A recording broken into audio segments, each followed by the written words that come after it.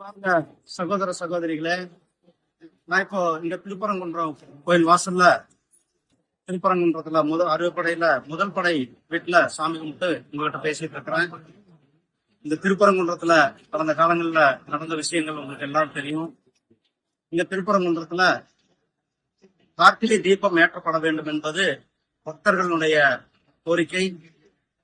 பக்தர்களுடைய நீண்ட நாள் போராட்டம். அதற்கு நீதிமன்றத்திலிருந்து உத்தரவு பிறப்பித்த பிறகு கூட இந்த திராவிட முன்னேற்ற கழக அரசாங்கம் இன்றைய வரலும் அதற்கான எந்தவித நடவடிக்கையும் எடுக்காமல் இருந்து கொண்டிருக்கிறார்கள். இங்கு கார்த்திகை தீபம் ஏற்றப்பட வேண்டும் என்பது ஒவ்வொரு பக்தர்களுடைய கோரிக்கையாக எண்ணங்களாக இருந்து கொண்டிருக்கிறது.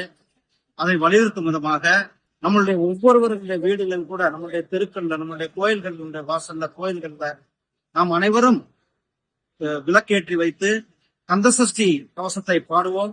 நாம் இணைந்து கந்தசஷ்டி கவசத்தை பாடுவோம். சகோதரர்களே, முருக பக்தர்கள், உலகம் முழுவதும் இருக்கிற முருக பக்தர்கள் நாம் அனைவரும் எப்படி கந்தசஷ்டி கவசத்தை கருப்பர்கள் கூட்டம் அவமதித்தார்களோ, அந்த நேரத்துல நாம் அனைவரும் கொரோனா நேரத்திலும் கூட வீட்டிலே இருந்து நாம் வேல் பூஜை நடத்தினோம். அதே போல இப்பொழுது நாம் அனைவரும் இணைந்து நம்முடைய வீடுகள்ல, நம்முடைய தெருக்கள்ல, நம்முடைய கோயில்கள்ல 23ஆம் தேதி அன்றைக்கு நாம் அனைவரும் இணைந்து கந்தசஷ்டி பாடுவோம்.